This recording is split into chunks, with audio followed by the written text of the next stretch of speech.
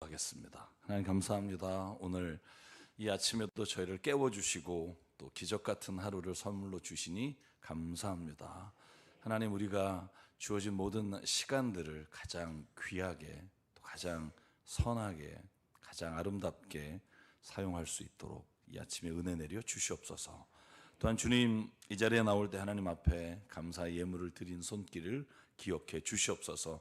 하나님 아버지, 말라기에 말씀하신 것처럼 흔들어서 차고 넘치게 하나님께서 은혜를 주시고 복을 베푸사 주님을 위해 마음껏 사용할 수 있도록, 또 주의 영광 드러낼 수 있도록 하나님 아버지, 모든 삶의 자리에 주께서 복으로 내려 주시옵소서. 이 아침에 하나님 말씀을 나눕니다. 이 말씀이 육신이 되어 우리 가운데 오신 예수 그리스도의 그 놀라우신 은혜가 오늘 말씀을 읽는 우리에게도 이루어지게 하시사 그 말씀이 우리의 삶 가운데 이루어지는 놀라운 은혜를 체험하게 도와주시옵소서. 함께 하시고 오늘도 이 자리에서 영광 받으실 줄 믿사옵고 예수님 이름으로 기도드립니다. 아멘. 할렐루야. 우리 옆에 분하고 인사해 볼까요? 주의 이름을 사랑합니다. 주의 이름으로 축복합니다. 네. 저는 그 사람이 하나님을 믿고 가장 갖게 되는 놀라운 은혜가 축복하는 거라고 생각합니다. 여러분, 누가 축복할 수 있을까요?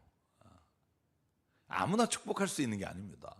여러분, 내가 가진 게 정말 너무나 귀하고 값지고 그래서 그걸 누군가에게 전하고 싶다라는 마음이 있는 사람이 축복할 수 있습니다. 내가 가지고 있는 건, 내가 지금 누리고 있는 게 별거 아니라고 생각하는 사람이 누가 다른 사람을 축복하고 싶겠어요. 쟤도 어려운 인생 사는데 좀 잘 견뎌라, 뭐 이 정도로 서로가 위로하고 말겠지만, 축복은요, 민수기에 보면 모세를 통해서 아론에게 이렇게 말합니다. 하나님께서 너를 향해 고개를 돌리사 너에게 뭘 주기 원하며, 뭘 주시기 원하시며, 복 주시기를 원하며, 평강 주시기를 원하며.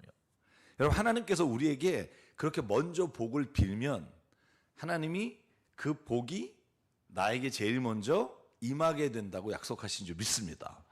여러분, 오늘 저희가 함께 나눌 복은요, 한번 복습할게요. 뭐 제가 아브라함은 무조건 믿음의 복밖에 없다 이런 말은 아닙니다. 우리가 말하는 이 복이 아브라함에게도 다윗에게도 요셉에게도 모두 다 적용됐지만 가장 중요한 복을 한 번씩 생각해 보자는 거고요. 아브라함에게는 하나님이 믿음의 복을 주셔서 믿음의 조상이라고 말씀하셨고, 야곱에게는 변화의 복입니다. 그가 이스라엘이라 이름을 받았고요. 세 번째로 요셉은 형통의 복을 주셨고요. 네 번째로 모세는 순종의 복. 어제 저녁에 다윗은 동행의 복. 주님과 함께 동행하시길 주의 이름으로 축복합니다. 오늘은 제가 회개의 복이다 이런 제목을 달았고요. 여러분, 이런 생각했을지 모릅니다. 회개가 무슨 복이냐. 회개 안 하는 게 좋지. 죄 짓고 회개하면 이게 무슨 복이냐. 뒷북 치는 거지. 여러분, 이런 생각을 가질 수 있는데 성경은 그렇게 말하지 않아요. 회개할 수 있는 사람은 복받은 사람이다. 여러분, 오늘 그 이야기를 좀 나누려고 합니다. 왜 회개가 복일까? 여러분, 우리가 오늘 읽은 말씀이 베드로의 이야기입니다. 누가복음 5장 1절부터 11절을 가만히 읽어보면 굉장히 이해 안 가는 말이 여러 개 있는데 우리는 예수님 믿고 성경 믿으니까 주님이 좋은 말씀 하셨겠지 이렇게 생각하고 넘어가는 구절들이 많아요. 특별히 8절 얘기를 좀 하려고 하는데요. 여러분, 오늘 이 본문을 한번 보자고요. 예수께서 배에 올라서 말씀을 가르치셨습니다. 그게 시몬의 배예요. 그런데 뜬구름없이 말씀을 다 가르치신 후에 여러분, 예수님께서 시몬의 배에 계속 있었을 텐데 밤이 새도록 내가 고기를 못 잡았습니다. 이것도 이해가 안 가고요. 그리고 예수께서 갑자기 깊은 데 가서 그러면 그물을 던져라. 근데 깊은 데 가서 그물을 던져요. 고기가 얼마나 잡히죠? 고맙습니다. 여러분, 도와주십시오. 찢어질 만큼. 나중에 여러분, 예수께서 다시 베드로를 만나 주시잖아요. 요한복음 21장. 그때는 153마리가 잡혔더라. 뭐 이렇게 어쨌든, 그래서 여러분 모난비 볼펜에 153 이게 믿음으로 고백하시고 만드셔서 그래도 성공하신, 형통하게 되신 이야기가 있는데, 어쨌든 깊은 데 가서 그물을 던지라 그러니까 여러분 거기에서 고기가 찢어지게 잡혀요. 여러분 두 가지를 알 수 있어요. 베드로는 고기 더럽게 못 잡는 사람이다. 밤새 여러분 뱃사람이 고기를 못 잡았다. 이거 문제고요. 두 번째, 예수께서 깊은 데 던지라고 그래서 고기를 잡았으면, 여러분 오늘 본문에 뭐라고 나와요? 고기를 잡고 옆에 사람들이 와서 도와줘서 올렸는데 그 다음에 나오는 말이 황당해요. 8절에 뭐라고 돼 있죠? 한번 베드로가 이를 보고 예수의 무릎 아래 엎드려 뭐라고 말해요? 떠나소서 나는 죄인으로소이다. 제가 여쭤볼게요. 이거 솔직히 이해 가시는 분? 만약에 여러분 제가 베드로다 그러면 예수께서 깊은 데다가 그물을 던져라, 고기를 많이 잡았어, 찢어질 정도로. 그러면 저는 이렇게 얘기했을 거예요. 동업합시다. 내가 기가 막히게 올리거든요. 당신이 기가 막히게 포인트만 잡아주면 우리 대박 칩니다. 이게 정상적인 반응이라고 생각해요. 왜냐하면 여러분 어부가 밤이 새도록 고기를 못 잡았다는 건 절박한 건데, 그 절박한 것에서 해결을 받았잖아요. 그러면 동업하는 게 맞죠. 예수님이 포인트만 지적하고 고기를 잡으면 얼마나 좋겠어요. 여러분 여기에 신앙적인 메타포가 있다고 생각해요. 그게 뭐냐 하면, 여러분 우리가 처음에 교회에 나와서 병 고치려고 나오고 어려운 삶이 좀 잘 되기를 바라고 자녀들이 좋은 대학 가고 좋은 직장 가고 좋은 것을 누리기 위해서 교회에 올 수 있어요. 그러나 예수님을 만나고 난 다음에 계속해서 우리가 원하는 게 거기에 있다면 우리는 진짜 신앙의 자리에 들어온 게 아니라는 거예요. 여러분 그래도 좀 이상해요. 왜 나는 죄인입니다, 나를 떠나소서라고 말했을까? 저 이것 때문에 참 신약학 그 논문도 쓰다가 너무 걸렸던 부분이에요. 그런데 제가 요한복음 1장을 읽으면서 이 부분이 조금씩은 이해가 갔어요. 제가 말씀드린 게 정확하진 않을 수 있으나, 여러분 요한복음 1장 기억하시나요? 뭐 어제 일도 기억이 안 나는데, 그죠? 요한복음 1장 이런 말씀이 있어요. 세례 요한이 예수님이 자기에게 오는 걸 보고 하나님의 아들이시다, 하나님의 어린 양이다 라고 말하는 걸 듣고 세례 요한의 제자 두 사람이 예수님께 가요. 갔는데 예수님이 정말 자기들이 보기에 메시아라고 그리스도라고 확신이 들어요. 그래서 자기 형을 데려가요. 그게 누구예요? 안드레예요. 베드로의 동생이라고 알려져 있는. 그래서 안드레가 베드로를 데려갑니다. 여러분 이 누가복음 5장이 예수님을 처음 만난 장면이 아닐 거라고 저는 생각해요. 하나님이 베드로를 만나서 뭐라 그래요? 요한복음 1장에 너가 시몬이니 다시는 시몬이라 하지 말고 너 이름을 게바라 번역한즉 베드로라 이렇게 돼 있어요. 반석이라는 뜻이에요. 여러분 그리고 그 다음날 빌립이 나다나엘을 데리고 와서 같이 복음을 듣고 예수께서 이렇게 말해요. 나를 따르라.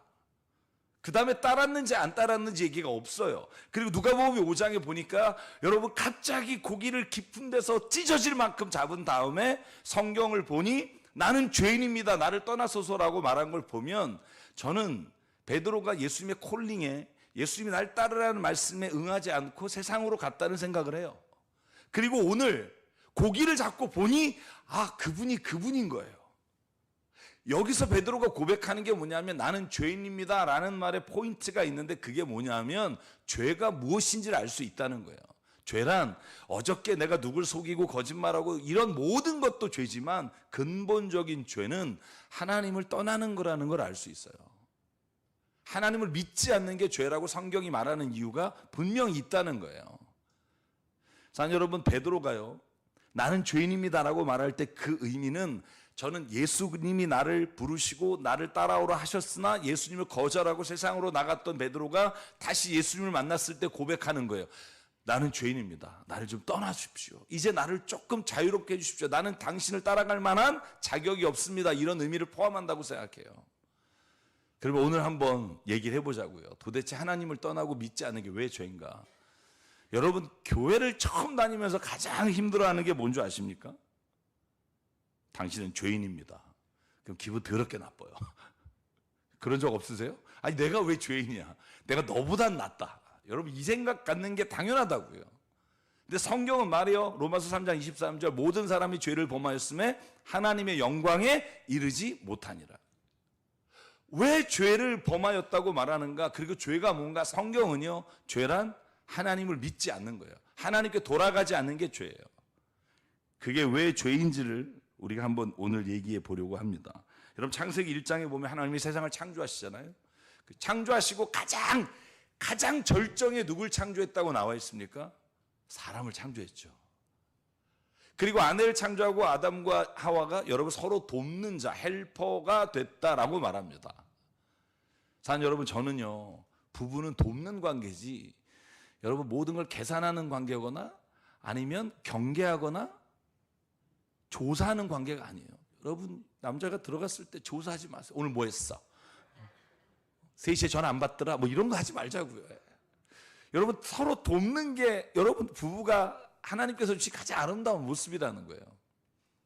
여러분, 그런데 재밌는 장면이 창세기 3장이에요. 제가 시간상 좀 뛰어갈게요. 창세기 3장에 보면 하나님께서 선과 악을 알게 하는 나무를 에덴 동산의 중앙에 두셨어요. 제일 잘 보이는데 둬 놓고 뭐라고 말해요? 먹지 마라. 약 올리는 것도 아니고 숨겨놓든가. 여러분, 중고등부나 청년부에 특강 가서 말하면 제일 많이 질문하는 게 뭔지 아세요? 하나님, 인간 약 올리는 것도 아니고. 아니, 먹지 말라고 할 거면 가운데 두지 말든지 아니면 가운데 뒀으면 처먹어라 이러든지 왜 둬 놓고 못 먹게 합니까? 라는 질문을 정말 많이 해요. 여러분, 그런 질문 드신 적 없으세요? 그냥 성경이 하나님 말씀이니까 그냥 믿자, 이거 너무 좋은 믿음입니다만, 여러분, 만약에 저처럼 까칠한 믿음, 까칠하게 좀 따져야 된다는 분이 있으면 한번 생각해 보자고요. 왜 그러셨을까? 또 인간도 참 이상해요. 왜?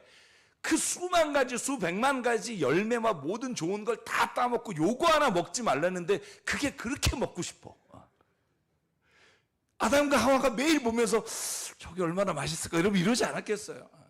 여러분, 그런 때 뱀이라고 하는, 이게 여러분 요한계시록을 보면 뱀 곧 용, 이는 사탄이니 이렇게 표현한 걸 보면 아마 뱀이라고 하는 짐승을 통해서 사탄이 말하려고 하는 것을 표현하는 것 같아요. 뭐라고 말해요? 야, 하나님이 뭐라 그러더냐? 이거 진짜 먹지 말라고 하더냐? 그랬더니 뭐라 그래요? 먹으면 죽는다고 했습니다. 강도가 좀 낮아집니다만 어쨌든 죽는다고 얘기를 해요. 그랬더니 뱀이 뭐라 그래요? 야, 그거 뻥이야. 야, 왜 못 먹겠는 줄 알아? 네 눈이 밝아져서 네가 하나님같이 된다. 여러분, 그러니까 하와가요 솔깃합니다. 그러고 나서 보니까 와, 보암직도 하고 먹음직스럽게 하고 지혜롭게 할 만큼 탐스러우니까 여러분 냅다 먹어요. 여러분, 그리고 혼자 일을 저지르면 뒷감당이 안 되니까 남편도 먹여요. 여러분, 이게 인간이에요. 죄는요 같이 질 때 커집니다. 혼자 지면 은밀하지만, 여러분, 그래서 어쨌든 선악과를 따먹게 된단 말입니다. 여러분, 여기에서 제가 여러분에게 질문 하나 할게요. 하나님은 왜 선과 악을 알게 하는 나무를 동산 중앙에 두셨고 왜 먹지 말라고 하셨고 너 먹으면 죽는다 하셨는데 죽이지 않았을까요? 한꺼번에 3가지 질문이라 미안해요. 안 죽이셨어요. 그러나 죽었어요. 그 영이 하나님과 함께 있지 못하게 됐어요. 제가 오늘 드리려고 한 말씀은 뭐냐 하면, 도대체 선과 악을 알게 하는 나무는 무엇이고 왜 그것을 따먹는 순간 인간이 죽었다라고 성경이 말하는가 하는 겁니다. 여러분, 저는요 성경을 읽을 때 창세기 3장을 이렇게 이해합니다. 선과 악의 기준은 하나님께 있어야 된다는 거예요. 선과 악의 기준이 개별적 인간에게 오면서부터 서로가 자기의 소견대로 싸우기 시작하고 죽이기 시작하는 게 사사기에 보면 이렇게 나와요. 그들이 자기의 소견대로 행하더라라는 거예요. 여러분, 우크라이나와 러시아가 전쟁을 하면서 이런 생각할까요? 나는 잘못됐어. 나는 나쁜 놈이지만 저 땅을 가져야 돼. 여러분, 이런 생각 안 해요. 자기가 옳다고 생각해요. 그러니 목숨을 걸고 싸우겠죠. 여러분, 이스라엘과 하마스가 자기가 갖고 있는 땅이 내가 정당하다고 생각해요. 여러분, 가나안 땅에 나는 아브라함이 가서 그곳을 찾았던 곳이야, 너희가 나중에 들어온 거야 라고 서로가 옳다고 여기며 싸워요. 저는요 선과 악의 기준이 하나님께 있는 세상이 하나님의 나라고요, 그곳이 가장 하나님께서 주신 아름다운 삶이 있는 곳이라고 저는 믿습니다. 여러분, 선과 악이 개별적인 인간에게 오면서 일어난 가장 비극적인 사건이 창세기 4장이라는 거 아세요? 가인과 아벨이 제사를 드렸어요. 하나님이 가인의 것은 받지 않고 아벨 걸 받았어요. 여러분, 이게 만약에 하나님이 가인에게 이렇게 말한 걸 보면 가인이 분명히 잘못된 제사를 드렸다는 걸 알 수 있어요. 뭐라고 그래요? 네가 만약에 죄진 게 없으면 왜 너의 얼굴이 붉어지냐. 자세한 이야기는 안 나오지만 어떤 사람은 이런 얘기 하더라고요. 하나님이 육식하셔서 곡식은 별로 안 좋아하시고 육식을 받았다. 여러분, 그런 이단에 빠지지 않기 바라고요. 가인이 생각하기에 내가 이 정도면 괜찮은 제사를 드렸는데 왜 하나님이 내 제사는 안 받지?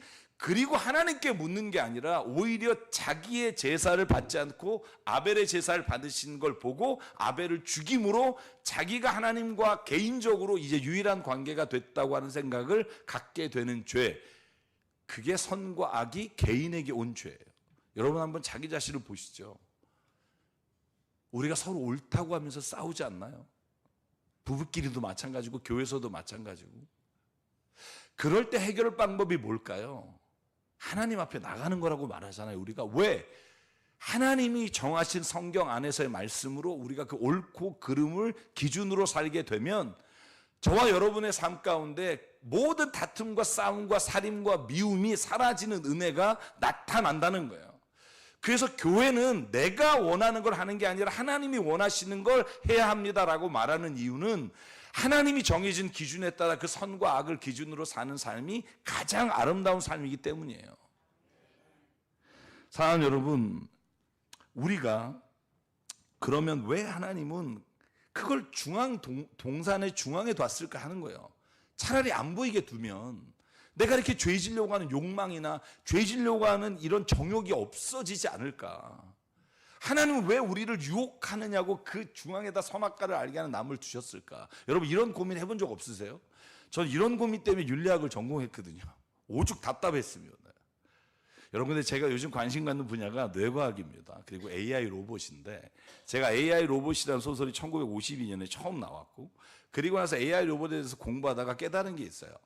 여러분 AI 로봇 요즘에 우크라이나나 여러분 러시아 전쟁에서 드론으로 공격하잖아요. 사실 이게 AI 로봇으로 전쟁하기 직전의 단계라고 보고 있는 사람들이 많아요. 여러분 위험하잖아요. 생각해 보실래요?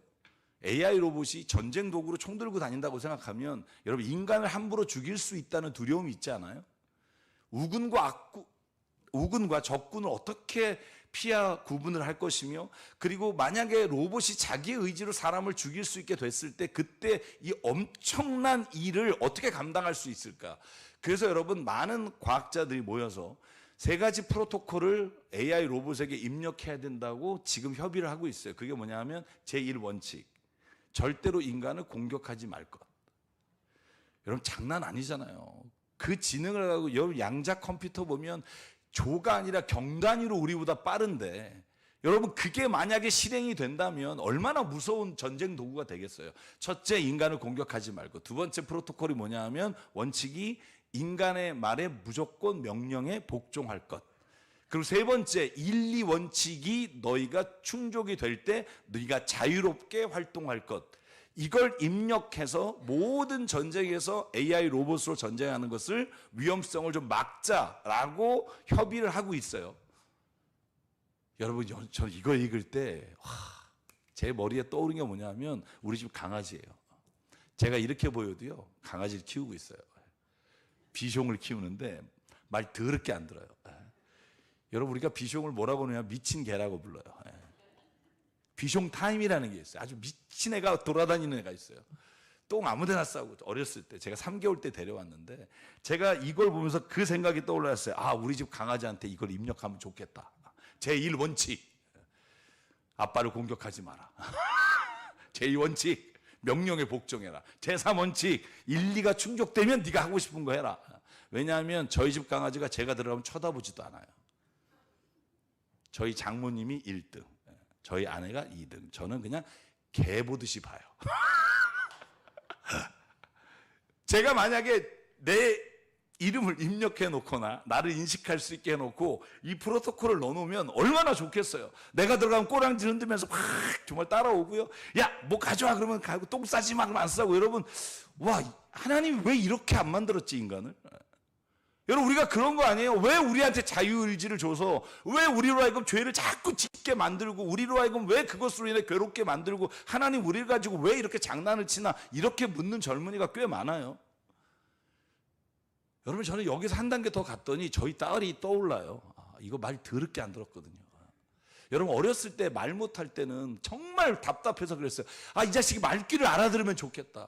근데 이 자식이 말귀를 알아듣고 말을 하면서부터 무슨 생각이 드는 게 아세요? 여러분 말을 못할 때가 좋았다. 말대꾸를 지나치게 하는 거예요.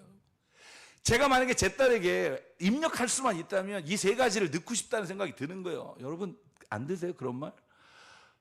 1. 아빠의 명령에 복종할 것. 2. 아빠에게 여러분 공격하지 말 것. 뭐 이런 거. 그리고 1, 2가 충족되면 네가 자유롭게 살 것. 여러분 이러면 얼마나 좋겠어요, 여러분. 제가 내일 말씀드리려고 했는데 오늘 저녁에 말씀드렸는데 미리 말씀드리면 여러분 사람이요 사람과 사람 사이에 감사가 없으면 거기는 지옥이에요. 근데 감사가 있잖아요. 지옥 같은 데도 천국이 돼요. 제가 저희 딸이 11시나 뭐 한국에 있을 때 지금 이제 공부하러 갔는데 11시나 11시 반에 전철 끊어지면 나보러 나오라 그래요. 제가 어제 뭐라고 말씀드렸죠? 전 12시에도 옷 입고 나간다. 나가요. 왜? 이건 걔를 위해서가 아니라 나에게 하나님이 주신 마음이기 때문에. 정말 피곤한데 자다가 나가서 여러분 차를 딱 대나요? 전철역에? 그러면 얘가 제가 이제 차들이 좀 많잖아요. 그러면 이제 앞쪽에 대놓으면 막 허벌 뛰어와요. 헐레벌떡 뛰어와가지고 차를 딱 타면서 첫 번째 말이 만약에 이렇게 나오는 경우가 있어요. 아빠, 좀 밑에다 대지 왜 위에다 대서 나를 이렇게 힘들게 걸어오게 만들어. 그러면 여기까지 뭐가 나오냐면 이씨, 내 지금 자다가 옷 입고 나왔는데 그럼 네가 일찍 다니든가 이렇게 나와요. 예. 인간이 그래요. 근데 여러분 딱 타서 아빠 고마워. 진짜 힘들었지. 아빠 자다가 나왔지. 미안해. 이러면요. 저 그 딸 데리고 제주도까지 차 타고 갈 수 있어요. 바다가 앞을 막아도 난 가요. 예. 이게 감사가 가지고 있는 놀라운 은혜예요. 여러분 감사해 보세요. 하나님께도 감사하지만 사람에게 감사하잖아요. 그럼 그 감사가 정말 우리를 춤추게 만들고요. 아무리 힘든 노동도 우리가 기쁨이 돼요. 근데 제 딸은 그러지 않았어요. 그래서 저는 이걸 입력시키고 싶었고 그 생각을 딱 하는 순간 여러분 제 안에 든 생각이 뭔 줄 아세요? 딸이 그러면 기쁠 것 같지 않은 거예요. 만약에 딸이 내가 프로토콜 원칙을 입력해서 아버지를 공격하지 말 것, 아버지 명령에 절대 순종할 것, 그래서 딸이 아침마다 제게 와서 아버님 뭐 시키실 거 없으세요? 아버님 오늘도 하루 행복하십시오. 아버님 전 아버님을 사랑합니다. 이러면 내가 그래 우리 딸 정말 나를 사랑하는구나 이렇게 기분이 좋을까? 아니요. 인격적인 관계에서는요. 그게 괴로운 거예요.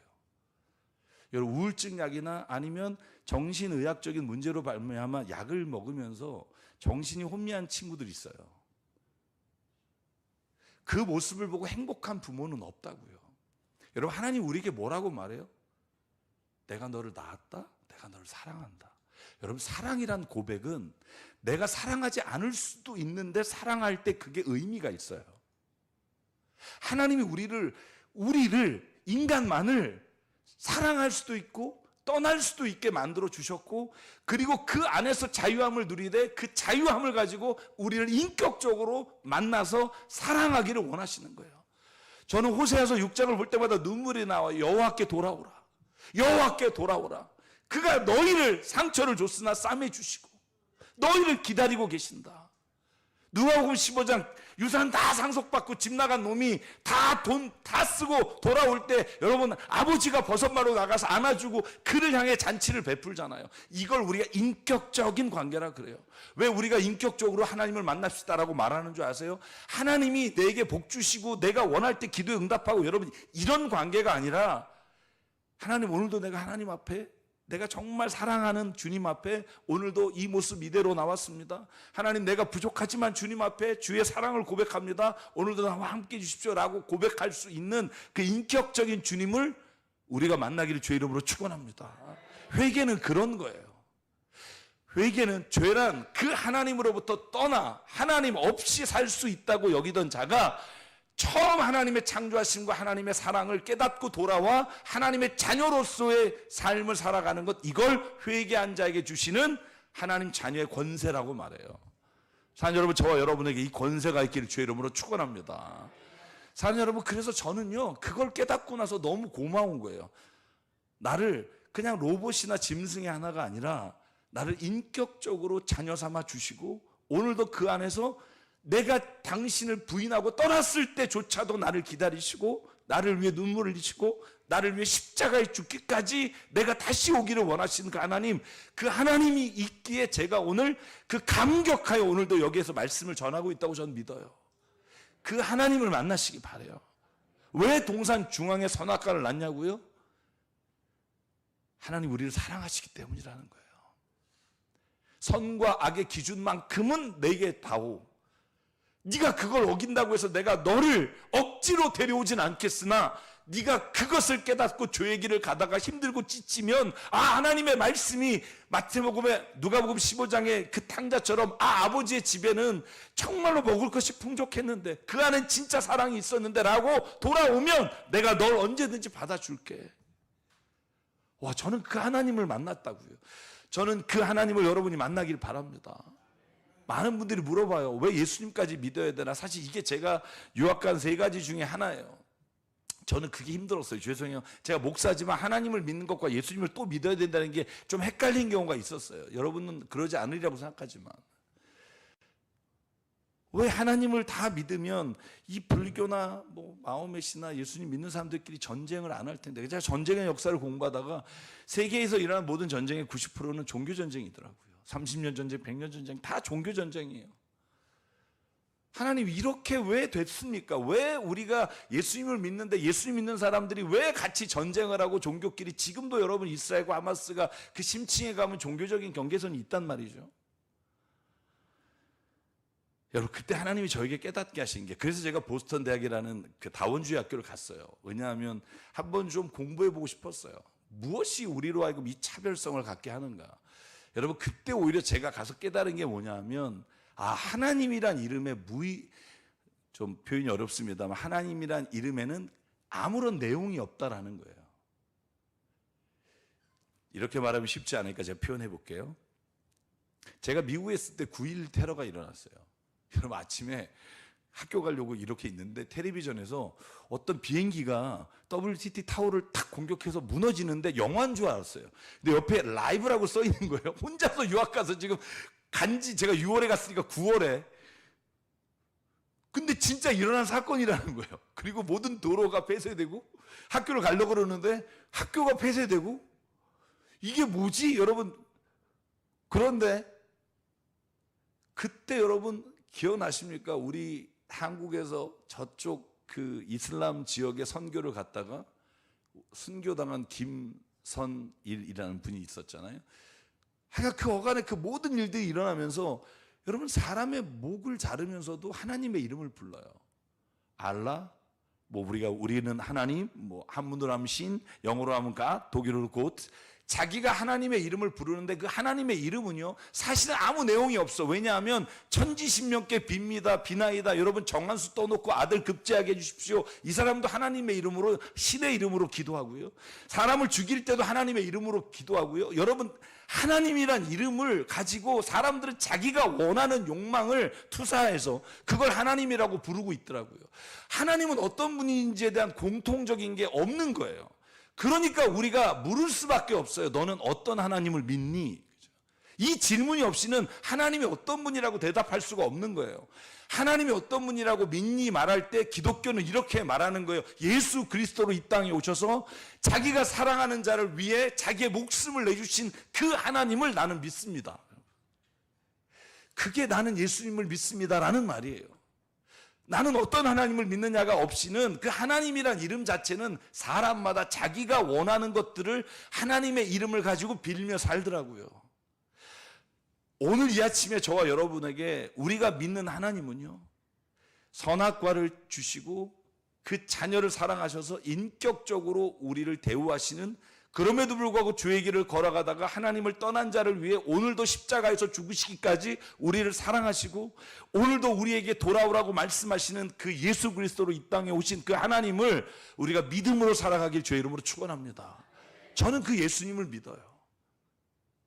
여러분 슈바이처라는 분, 제가 박사과정에서 그 슈바이처가 쓴 논문을 읽고 정말 은혜를 받았어요. 여러분 슈바이처는 사람이 그냥 아프리카에 선교사로 갔던 사람이다, 의사다라고 생각하지만 그분이 쓴 논문이요, The Historical Jesus라는 책을 박사 논문으로 쓰고 33살의 예수님과 30살의 예수님과 똑같이 아프리카로 가시면서 그 논문의 마지막에 이렇게 돼 있어요. 나는 사실 예수님이 하나님인지 잘 몰랐다, 모르겠다. 그런데 예수께서 사신 삶을 보니 그분은 하나님이시다. 나는 그 하나님이신 예수님과 그의 삶을 따라 살기를 원한다. 역사적 예수에 대한 연구를 제일 먼저 가장 고증적으로 하신 분이에요. 저는요, 예수님을 너무 사랑해요. 여러분, 예수님 사랑하시기 바라요. 왜? 그분이 하나님이신데도 그분이, 여러분, 빌립보서의 말씀을 보면 그가 하나님과 동등됨을 취할 것으로 여기지 않으시고 오히려 몸의 형체를 가져 이 땅에 오셔서 우리를 대신해서 십자가에 죽으신 분입니다. 여러분, 이 은혜를 알게 되면 감격하지 않을 수가 없어요. 제가 그 이야기를 설명하고 싶지만 시간상 좀 줄이고요. 여러분, 그래서 우리가 성경에서 회개한다는 건 뭐냐면 내가 그 인격적이신 예수님을 통해 하나님께 돌아가는 거예요. 아, 내 인생은 그저 와서 우연히 있다가 가는 게 아니라 분명히 창조의 목적과 삶의 의미가 있구나. 여러분, 그 하나님께 오늘도 돌아가길 주의 이름으로 축복합니다. 사랑 여러분, 그래서 오늘 베드로의 이야기를 좀 보자고요. 베드로가, 여러분, 예수님 앞에 나와서 나는 죄인입니다 말했으나 제가 지난번에 설교한 것처럼 그가 오히려 예수 그리스도를 배반하고 떠나게 돼요. 여러분, 그때 요한복음 21장이 오늘 이해가 가는 거예요. 여러분, 예수님이 다시 베드로를 만날 때 뭐 하나만을 물어봐요? 딱 하나를 물어요. 뭘 물어보죠? 요한의 아들 시몬아, 네가 나를 사랑하느냐예요. 너 내 법 지킬래? 너 율법 따라올 거야? 너 이거 다 지키면 내가 널 받아줄게가 아니에요. 요한의 아들 시몬아, 네가 나 사랑하니? 여러분, 예수님이 요한복음에서 한 말씀을 다 기억해 보면 이 말로 요약이 돼요. 네가 나를 사랑하니? 그럼 내 계명을 지키라 해요. 왜냐하면 사랑하면 그 사람의 말을 따르게 돼 있고, 그리고 창세기의 말씀처럼 사랑하는 사람, 그 하나님의 말씀을 따라 사는 게 생명 안에 살아가고 가장 하나님이 창조하신 뜻을 따라 살아갈 수 있는 길이기 때문인 줄 믿습니다. 여러분, 그런데요, 우리가 한 가지를 기억해야 돼요. 그게 뭐냐면 우리에게 주신 자유에는 한계가 있다는 거예요. 어떤 사람이 그래요. 하나님 이렇게 자유함을 주시고 우리를 창조하셨으면 그냥 편안하게 살게 내두시지 왜 우리로 하여금 구원의 심판이란 말을 주시면서 구원에 오라고 말씀하시는가? 거기에는 분명한 이유가 있다는 거예요. 여러분, 저는요, 인간의 자유에는 하나님이 한계를 두셨어요. 우리가 무한한 자유를 누리고 있지만 그 한계를 명확히 하셨어요. 그게 뭐냐 하면 하나님의 말씀과 하나님의 계명 안에서 살아가는 것이 우리에게 생명이라는 거예요. 자, 여러분이 질문 하나 할게요. 물 한 잔 마시고. 물고기가 어항 안에 있으면 자유로워 보이나요? 여보세요, 도와주세요. 네. 물고기가 요만한 어항 안에 있어. 자유로워 보여요? 좀 깝깝하겠죠. 그래서 여러분, 수족관, 아쿠아리움 가면 여러분 넓은 데 있으면 여러분 좀 더 자유로워 보이죠. 그죠? 근데 여러분, 윌리라는 영화 보면 그 안에 있는 것도 자유롭지 않아요. 바다에서 정말 마음껏 강해서 살아야 되는데 여러분, 이 어항이나 수족관에 있으면 너무 답답해 보이잖아요. 바다까지 가요. 이건 진짜 자유함을 누리는 거예요. 여러분, 인간도 저는 이와 같다고 생각해요. 우리가 그리스도 안에서 자유함을 누리십시오라고 말하는 건 뭐냐면 하나님이 우리를 죄지면 심판하고 벌할까 봐 그 두려움으로 사는 건요, 기쁨이 아니에요. 이 마음으로 살지 말라는 거예요. 하나님은 우리에게 자유를 주셨어요. 죄 질 자유와 죄 안 질 자유를 주셨는데 제가 말한 것처럼 죄를 짓게 되면 여러분, 그 안에는 죄책감과 후회가 밀려오기 때문에 하나님은 우리에게 죄 짓지 않는 길을 열어주셨고 우리로 하여금 최대한의 자유를 누리려고 그 안에서 자유하게 살길 원하신다고요. 그런데 한 가지, 물고기가 나는 자유로우니까 아무데나 가야지 하고 육지로 튀어 올라와요. 여러분, 그게 자유롭게 보이나요? 죽을 것 같이 보이나요? 왜 죄는 우리로 하여금 죽음으로 이끌어 가는지 아세요? 왜 욕심이 잉태한 즉 죄를 낳고 죄가 장성한 즉 사망에 이르는 줄 아세요? 인간의 자유가 우리는 하나님이 아니기에 그 한계를 인식하고 살아야 돼요. 물고기가 물에서는 자유하지만 육지에 나오면 죽은 것과 마찬가지로 우리가 하나님 안에서는 얼마든지 자유함을 누릴 수 있어요. 여러분, 제가 교회 안에서 정말 싸움거리도 되지 않은 것고 싸우지 말자는 거예요. 제가 예전에 한번 여기 오신 분이 설교하실 때 들기름 참기름 얘기하셨다고 그러던데, 안 해도 되는 것 가지고 싸우지 말라. 여러분, 여기에는 자유함이 있어요. 뭘 하든 하나님은요, 우리가 그 안에서 자유함을 누리기를 원해요.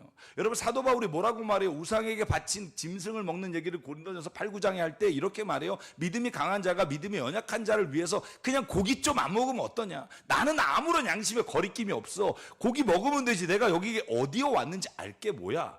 근데 말이다, 내가 고기를 먹고 있는데 대부분이 시장에서 먹는 고기가 우상에게 바친 거니까 누가 지나가다가 그 사람이 바울이 우상에게 바친 고기를 먹네? 라고 내 양심이 아니라 그의 양심의 거리끼리 되면 나는 평생 고기를 먹지 않겠다예요. 여러분, 이 정도 자유함은 있어야 된다고 생각해요. 그런데 하나님이 정하신 십계명과 하나님의 기준의 틀을 벗어나서 내가 자유롭게 살겠다, 그 순간부터 우리는 자유함이 아니라 죽음의 길을 가요. 여러분, 이것만큼 하나님이 명확하게 기준을 주셨어요. 사랑 여러분, 저와 여러분이 하나님 안에서 자유함을 누리며 살기를 원합니다. 그러나 그 기준의 한계가 우리가 하나님이 창조하시고 하나님이 누리게 하신 그 자유 안에, 하나님의 법 안에, 그리고 하나님이 반드시 지키라고 하는 법 안에 자유함을 누리며 살아가길 주의 이름으로 축원합니다. 그래서 하나님을 믿는다는 건 하나님 앞에서, 그분의 말씀 앞에서 내가 지은 죄를 회개하고 내가 변하여 새 사람 되고 내가 가치관을 내 기준이 아니라 하나님의 말씀의 기준으로 살아가는 거, 여러분, 그게 진짜 하나님이 원하시는 삶이라고 믿습니다. 제가 하나만 더 해도 될까요? 45분까지. 여러분, 레위기를 제가 정말 한 10번 이상을 특강을 하고 같이 읽고 토론을 했어요. 깨달은 게 있어요. 여러분, 오늘날의 레위기에서 말하는 제사가 5개의 제사가 1장부터 7장까지 나오잖아요. 번제와 소제와 속건제와 속죄제와 화목제가 나오는데, 여러분, 여기에서 누가 그 짐승의 각을 뜨고 껍질을 벗기는 줄 아세요? 제사장이라고 생각하는데 아닙니다. 헌제자, 제물을 가지고 온 자가 껍질을 벗기고 각을 떠요. 제사장은요, 그 중에 하나님께 올리는 것 딱 3가지가 있잖아요. 여러분 아시겠지만 내장에 있는 기름기와 콩팥 2개와 간엽. 간엽은 간 전체가 아니라 간 가운데 있는 부분을 하나님께 올려서 번제단에 올리라고 주면 제사장은 올릴 뿐이에요. 그리고 피를 짜서 피를 주면 제사장이 그 번제단 밑에 뿌리거나, 아니면 속죄제 같은 경우에는 그 성소 안에 들어가서 여러분 알듯이 앞에 있는 향단에 뿌리게 돼 있어요. 속죄일에는 지성소에 들어가서 속죄소 위에 뿌리게 돼 있고, 이걸 제사장이 하지만 짐승을 잡는 거는 짐승을 가지고 간 사람이에요. 부자면 소를 잡겠고요, 염소와 양을 잡겠고요. 그러나 그것도 없으면 비둘기, 집비둘기와 산비둘기를 가져다가 날개를 펼쳐서 올릴 거고요. 그것도 없으면 곡식을 가져다가 올리겠죠. 밀이 없으면 보리라도 바치는 거. 여러분, 그렇게 드리는 이유가 뭔지 아세요? 구약은 율법으로 하나님의 말씀을 따라서 구원받았다고요. 천만의 말씀. 여러분, 죄를 범하면 짐승을 가져와서 각을 떠요. 각을 뜨면서 뜨기 전에 뭘 하냐 하면 짐승의 머리에 손을 얹고 기도해요. 다음 주에 강문호 목사님이 오실 텐데, 제가 김경렬 교수라고 남아공에서 레위기 전공하신 분하고 제가 몇 년 동안 같이 함께 책을 보면서 이야기를 나눴는데요, 각을 뜨기 전에 짐승에게 손을 얹고 이렇게 기도해요. 하나님, 내가 이런 죄를 졌습니다. 내가 죽어야 마땅하나 이 죄를 이 짐승에게 전가합니다. 트랜지션합니다. 하나님, 이 짐승이 죽음으로 내 죄를 사하여 주십시오. 구약에서도요, 그가 율법을 지킴으로 구원받은 사람 하나도 없었고요, 회개함으로 구원받았어요. 회개함으로, 내가 짐승에게 죄를 전가하고 회개함으로 구원에 이르렀어요. 그래서 여러분, 사도 바울이 로마서에 그렇게 말하는 거예요. 율법 시대에도 율법으로 구원받은 사람 하나도 없으며 오히려 믿음으로 말미암아 회개한 자를 하나님께서 구원해 주셨다는 거예요. 여러분, 오늘날의 예배에서는 우리가 제사를 드리지 않고 짐승을 잡지 않아요? 그러나 우리에게 필요한 게 있어요. 회개예요. 예배에 나와서 회개가 없다면 저는 그건 예배가 아니라고 생각해요. 왜? 한 주간 혹은 내 삶에서 여러분, 내가 지은 모든 죄를 기억하고 여러분 하나님 앞에 회개하라는 게 아니에요. 우리의 회개의 가장 중요한 건, 내가 오늘도 하나님 앞에 하나님을 믿지 못하고 행한 것이 있습니다. 하나님, 내가 주를 믿음으로 오늘도 살기 원합니다. 오늘도 그렇게 하나님을 신뢰하고 믿는 기도를 드리는 게 회개예요. 여러분, 만약에 내가 기억하지 못해서 회개하지 못한 죄가 있으면 어떡할래요? 하나님은 죄를 이어 조목조목 기억하시는 게 아니라 내가 하나님의 자녀입니다. 하나님 당신의 자녀가 하나님과 함께 동행하기 원합니다. 내가 오늘도 하나님 당신에게 돌아옵니다. 내가 오늘도 내 모든 지은 자범죄와 원죄를 주님 앞에 회개합니다. 그럴 때 주님이 우리를 용서하시고 우리 안에 한없는 기쁨을 부어주십니다. 그래서 제가 어제 저녁에 말한 것처럼 회개는 기쁜 일이에요.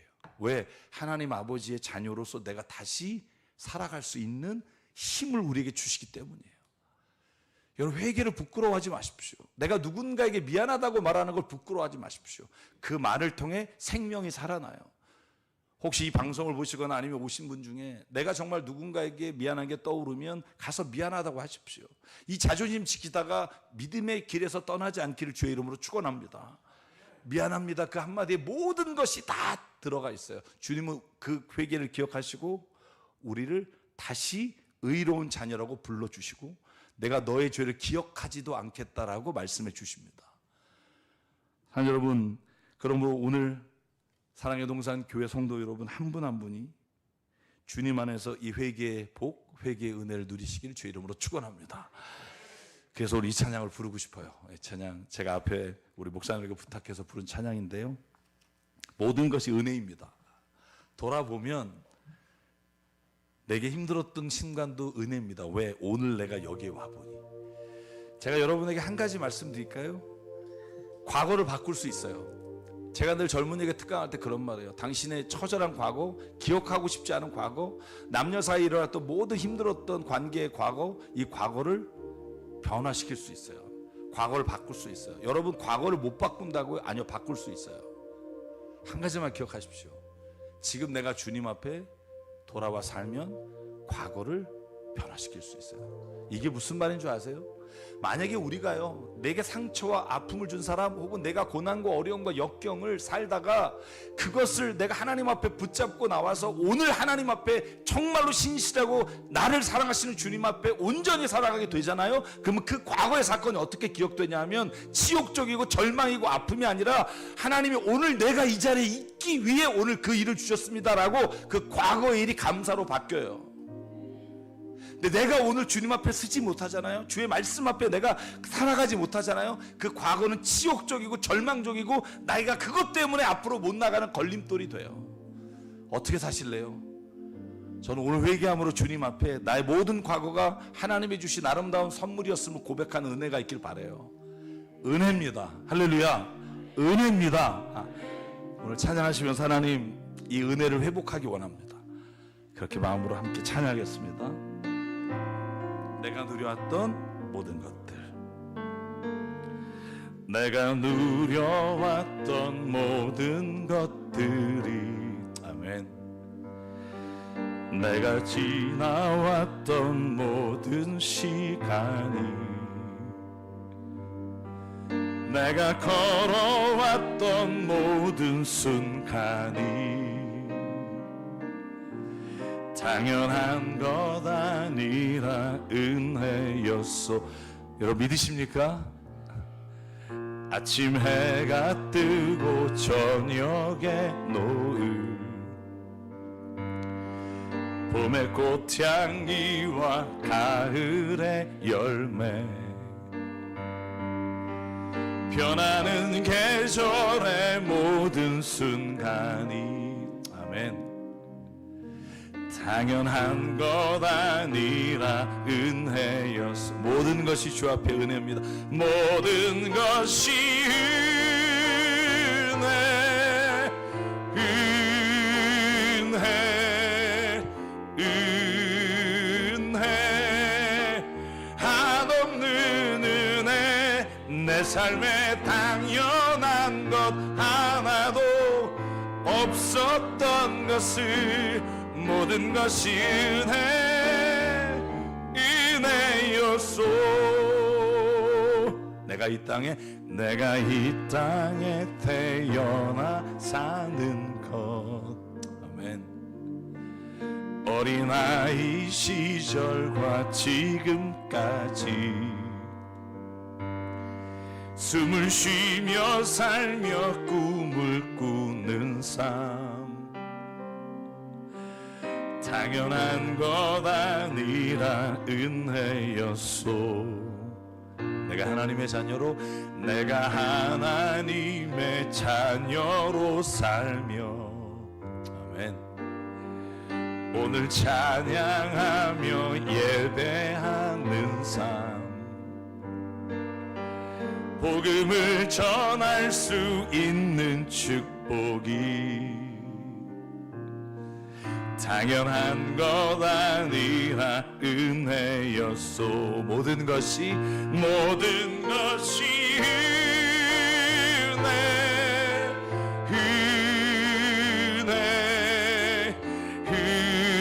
은혜 한없는 은혜. 내 삶에 당연한 것 하나도 없었던 것을 모든 것이 은혜였소. 우리가 시간 기도하실 때 하나님, 오늘도 내가 회개의 복을 누리며 살기를 원합니다. 아버지 하나님, 내게 정말로 자유함을 주시되 하나님의 법을 떠나지 말고 선과 악을 주님께 맡기며 살기는 은혜가 있기를 원합니다. 내가 아니라고 생각해도 주님이 나를 회개케 원하시면 회개 자리에 가는 기쁨이 있기를 원합니다. 오늘 하나님 앞에 주여 3번 외치고 이 복을 달라고 우리가 함께 기도하겠습니다. 주여, 주여, 주여. 아버지 하나님, 이 저녁에, 아버지 이 아침에 하나님의 말씀이 우리 가운데 아버지 정말로 들리는 은혜가 있기를 원합니다. 아버지 정말 이 아침에 회개의 복을 부어 주시사 아버지, 오늘도 내가 잘못된 길로 걸어가다가 다시 주님의 품으로 돌아오는 은혜를 경험하게 놓아 주시옵소서. 아버지 정말 하나님, 부모를 잃은 자처럼 살아가다가 다시 하나님의 자녀의 권세를 누리게 하셨사오니